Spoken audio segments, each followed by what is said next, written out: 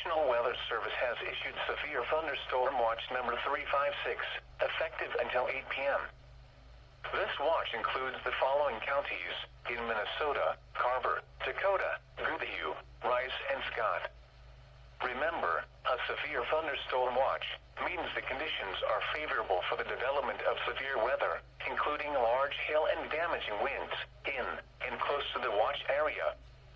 While severe weather may not be imminent, persons should remain alert for rapidly changing weather conditions and listen for later statements and possible warnings. Stay tuned to NOAA weather radio, commercial radio and television outlets, or internet sources for the latest severe weather information.